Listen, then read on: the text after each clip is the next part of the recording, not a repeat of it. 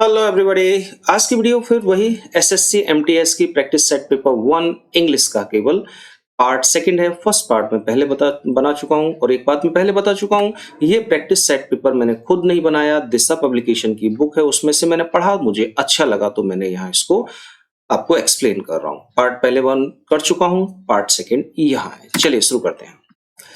More than one person was killed in the accident. अब देखिए यहाँ है वॉज किल्ड, इसमें अगर कोई एरर है तो बताइए क्या सही होगा और वरना नो इम्प्रूवमेंट कीजिएगा।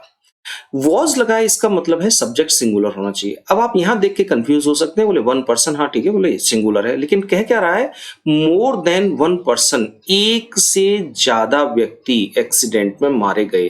तो जो मरने वाले थे यानी कि जो सब्जेक्ट था वो एक से ज्यादा था, यानी कि प्लूरल बहुवचन, तो उसके साथ प्लूरल लगाएंगे। प्लूरल में ये भी प्लूरल है, ये भी है और ये भी है। यहां ये पास्ट का है तो इसलिए हम इसको लेंगे, ये दोनों प्रेजेंट के हैं, ये नहीं आएंगे, तो सही होगा वर किल्ड। दूसरा, not a word they spoke. अब देखो दे स्पोक पे उन्होंने अंडरलाइन कर दिया कि यहां का कोई मिस्टेक है तो बताओ, तो यहां मिस्टेक हमें क्लियर दिख गई, आगे पढ़ने की जरूरत नहीं है। सेंटेंस नॉट, नेवर, हार्डली, ठीक है ना, नो सूनर, इनसे स्टार्ट होता है तो हम जो है इन्वर्जन का यूज करते हैं। और जो इन्वर्जन होता है उसका मतलब होता है कि पहले हेल्पिंग वर्ब आएगी, उसके बाद जो है हमारा सब्जेक्ट, फिर वर्ब आती है। तो यहाँ ऑप्शन में केवल एक यही ऑप्शन है जिसमें हेल्पिंग वर्ब पहले आया है और पास्ट का टेंस है तो डिड ही लगेगा, तो डिड दे स्पीक हो जाएगा। यहाँ पर डिड के साथ वर्ब की फर्स्ट फॉर्म आई थी, तो यहाँ ये गलत है, सही है डिड दे स्पीक। याद रखिएगा not, never, no sooner, hardly, ठीक है, सीक्रेटली, इनके साथ इन्वर्जन का यूज होता है। इन्वर्जन टॉपिक अपने आप में बहुत अच्छा है, आप पढ़िएगा उसको जरूर। The poor blazers have waited in bitter cold for more than 4 hours now. अब देखिए यहाँ थोड़ा सा इसने चालाकी करी है हमारे साथ में, थोड़ा सा भ्रमित कर दिया है।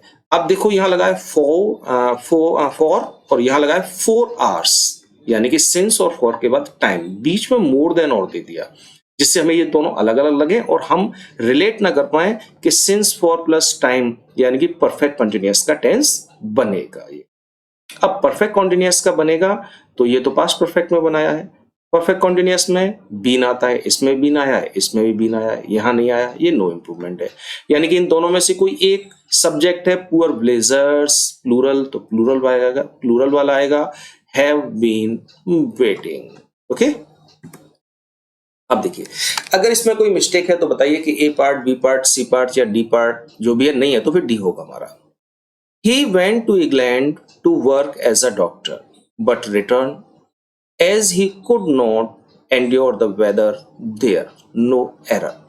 अब देखो यहाँ पर कोई एक्चुअल में कंजक्शन वगैरह कुछ ज्यादा मोस्टली यूज नहीं किया गया, एक सिंपल सा किया गया है। ये पास्ट का टेंस है, ये भी पास्ट में है और ये भी पास्ट में है, यानी टेंस की तो कोई मिस्टेक है नहीं। यहाँ सब्जेक्ट ही है, यहाँ भी सब्जेक्ट ही है, सब्जेक्ट भी चेंज नहीं हो रहा, तो और यहाँ कुछ ऐसा वर्ड है नहीं एक्चुअल, यानी कि इस सेंटेंस में मुझे कोई भी मिस्टेक नहीं लग रही, तो मैं कहूंगा नो एरर, सेंटेंस अपने आप में सही है। चलिए आगे देखते हैं।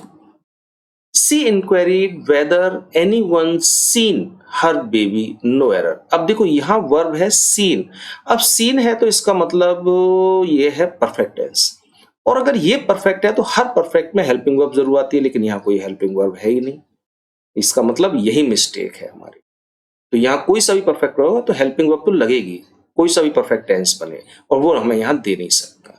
या फिर अगर पास्ट इंडेफिनिट बन रहा है तो यहाँ शो होना चाहिए था, सीन नहीं होना चाहिए। थर्ड फॉर्म बिना हेल्पिंग वर्ब के नहीं आने की है।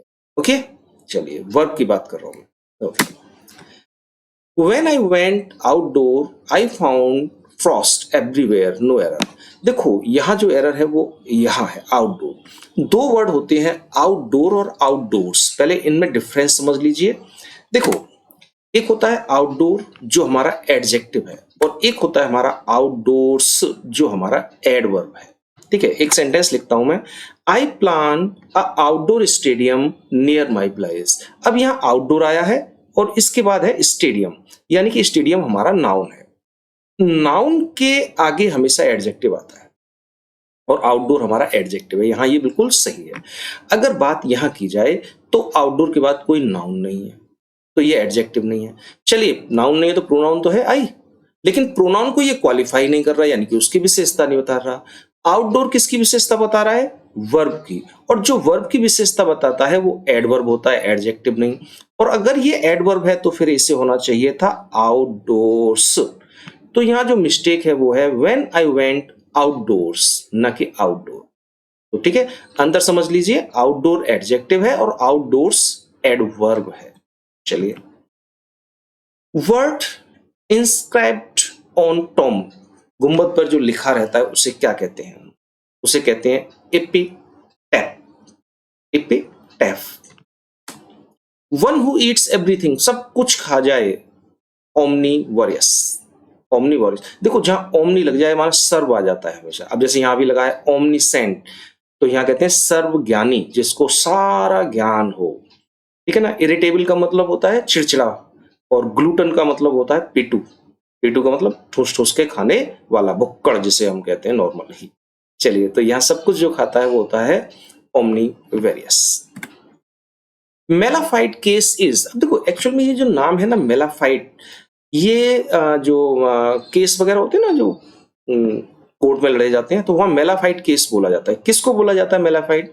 मेलाफाइट केस जो होता है वो केस होता है जिसमें हम कहेंगे कि जानबूझकर धोखाधड़ी की गई है। कोई भी ऐसा काम जानबूझ के किया गया है कि सामने वाले को ठग लिया जाए, उसे नुकसान पहुंचाया जाए, तो ऐसे केस को हम मेलाफाइट केस कहते हैं।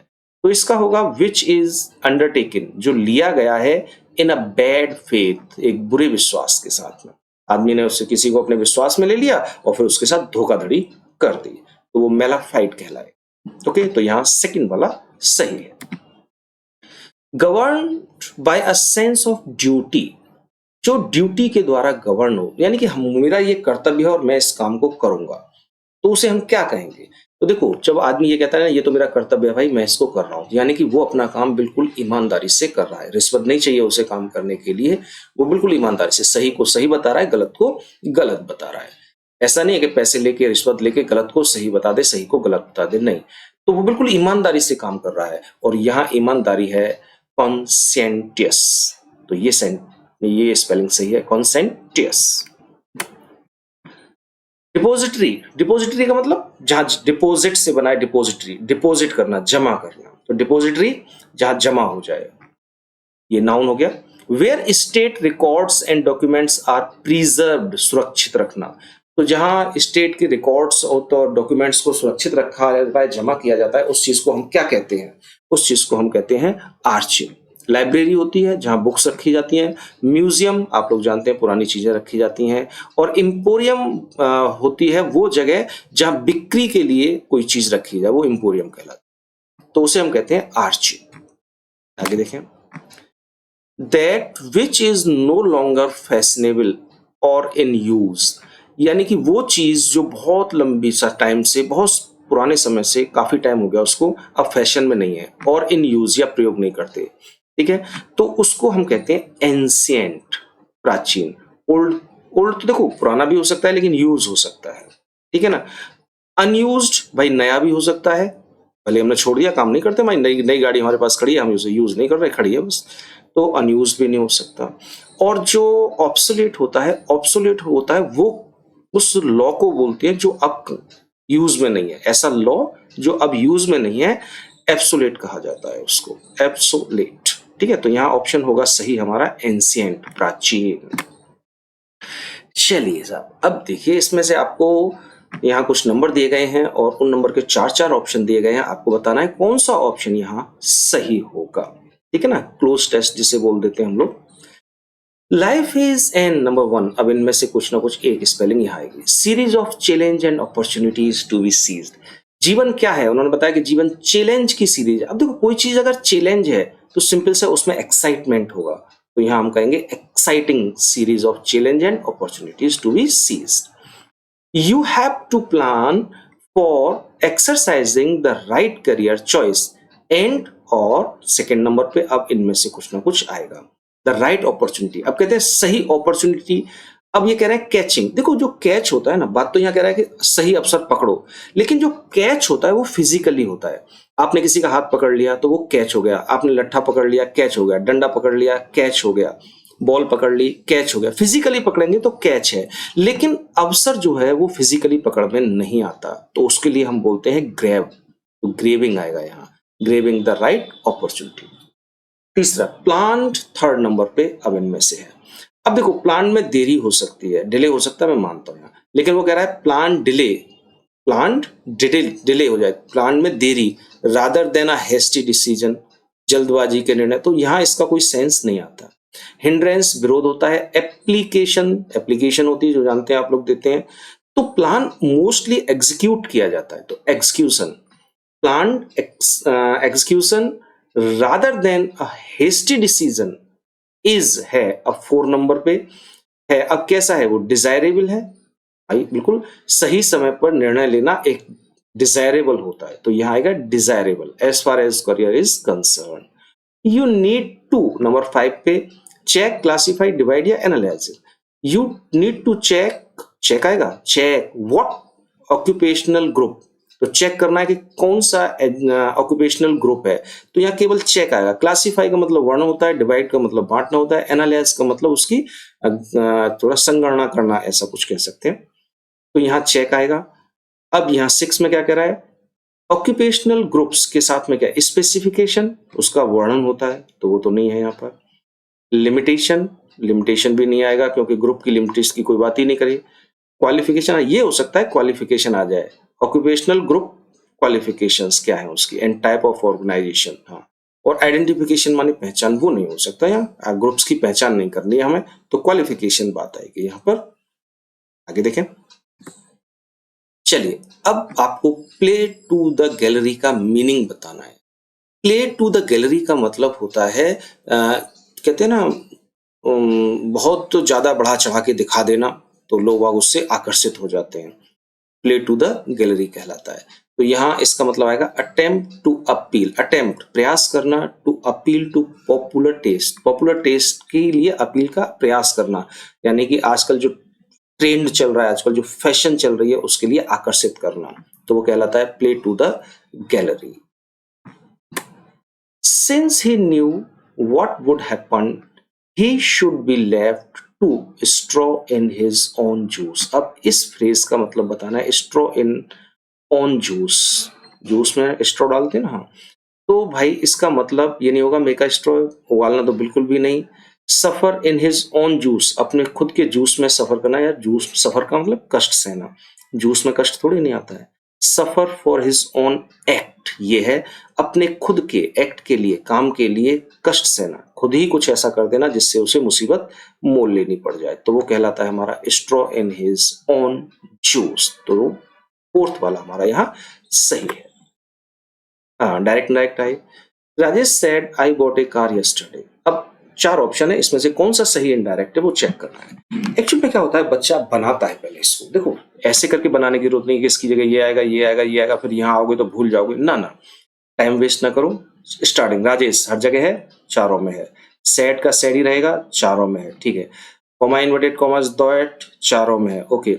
आई फर्स्ट पर्सन सब्जेक्ट के अकॉर्डिंग चेंज होगा, राजेश यानी कि ही आएगा, तो यहाँ नहीं है, यहाँ है, यहाँ यहाँ, यानी कि 2 ऑप्शन ऊपर के और नीचे के तो खत्म, बीच के 2 ऑप्शन में से एक सही है, ठीक है। तो अब हमें इनको चेक नहीं करना, सिर्फ इन दोनों को चेक करना है। But past indefinite change into past perfect, यानी कि हैड और बॉट आएगा, तो हैड और बॉट दोनों में है, ठीक है। फिर उसके बाद है यहाँ ए कार दोनों में है, ठीक है। यस्टरडे, यहाँ यस्टरडे है, यहाँ द प्रीवियस डे है, और यस्टरडे को हम प्रीवियस डे में चेंज करते हैं, अर्थात हमारा थर्ड वाला सही है। बस एक एक सबको सबसे मिलाते हुए चेक करो, और कभी कभी अगर स्टार्टिंग में ही मिस्टेक होगी ना तो टाइम भी बचेगा तुम्हारा, क्योंकि इसमें तो ज्यादा मिस्टेक नहीं, लास्ट में जाके दी गई थी यहाँ पे, तो टाइम लगा। देखो, he asked his teacher need I read this chapter, इसको जरा ध्यान से करना। he सभी में है, asked सभी में है, his teacher सभी में है, कॉमा इन्वर्टेड कॉमा हट के, क्योंकि ये मॉडल से शुरू हो रहा है इसलिए इफ आना चाहिए, वेदर इफ, तो मोस्टली हमारे 2 ऊपर के गलत हो सकते हैं, नीचे के दोनों सही में, एक है कोई ना कोई। चलिए इसके बाद ये है आई फर्स्ट पर्सन ही के अकॉर्डिंग, इसमें इट है, इसमें ही है, आंख बंद करके इसको सही बोल दो। अब आप कहोगे नीड तो यहाँ आया नहीं, तो यहाँ हैड टू तो आया है, I need read this chapter, क्या मुझे इस चैप्टर को पढ़ने की आवश्यकता है? और यहाँ कह रहा है he had to read that chapter, उसे वह चैप्टर पढ़ना ही है। तो यही इसका सही होगा। नीड आ जाए तो उसे हम had to, has to, have to तो चेंज होगा ही नहीं, तो हैड टू में ही आके लगेगा सीधा, तो हैड टू ही करेंगे उसको। ओके, चलिए अब यहाँ देखिएगा, he said I saw a book here. चलिए, ही सभी में है, सेड सभी में है, दैट सभी में है, आई ही के अकॉर्डिंग ही सभी में है, show past indefinite past perfect, had seen इसमें नहीं है, इसमें नहीं है, इसमें है, इसमें, यानी कि ऊपर के दो गलत हैं, बस नीचे के दो चेक करने हैं। हैड सीन दोनों में है, ए बुक दोनों में है, हियर यहाँ हियर है, यहाँ देयर है, और हियर चेंज होता है देयर में, यानी कि लास्ट वाला सही है। इस तरह से चेक किया करें, ठीक है ना। अब आप नॉर्मली बच्चा क्या करता है, ही यहाँ इसमें सही है, सेड आएगा, दैट आएगा, ही हो गया, इसमें से यहाँ गलती है, फिर यहाँ से शुरू करेगा, ये सब सही है, फिर यहाँ, तो ऐसे टाइम वेस्ट होगा। एक बार में चारों को लाइन से लगा दो। She said to him why don't you go today. चलिए साहब, सी ठीक है, सेड टू का होगा आस्क्ड, यहाँ सेड है, यहाँ आस्क्ड है, यहाँ, यानी कि पहले वाला तो गलत हो गया, तीन सही में, नीचे के तीन में से कोई एक सही होगा, बाकी हमें चौथा चेक नहीं करना, ये नहीं करना। हिम है, ठीक है, चलो, कॉमा इन्वर्टेड कॉमा हटा के, ये इंटेरोगेटिव वर्ड है तो इंटेरोगेटिव वर्ड ही होना चाहिए, लेकिन इसमें इफ है, ऊपर के दोनों खत्म, अब ये दो सही हैं, why. You second person object के अकॉर्डिंग चेंज होगा, ही आएगा, ही सही है। प्रेजेंट इंडेफिनिट का टेंस है, past indefinite, did not, go का गो, और टुडे का होता है दैट डे, इसमें टुडे और इसमें दैट डे, यानी कि तीसरा सही है। फटाक से चेंज किया करो बस। इसी तरह से ये सेट जो फर्स्ट है वो कंप्लीट हो गया। ओके, चलिए, और कोई प्रॉब्लम हो तो बताना, कोई और सेट में भी देखूंगा, इसमें मुझे और भी सेट अच्छी लगे तो मैं उनकी वीडियो भी बना दूंगा। और आपको कोई चाहिए कि यहाँ से बताओ, इसको एक्सप्लेन करो, तो प्लीज बताया करो भाई, अच्छा लगता है, मैं काम भी करूंगा, मुझे भी दिमाग नहीं मारना पड़ता कि कहाँ से क्या लाना है, भाई हमें ये जानना है, ये बता दो, ठीक है, हम बता देते हैं, आपको भी फायदा, मेरे को भी फायदा। Okay, bye.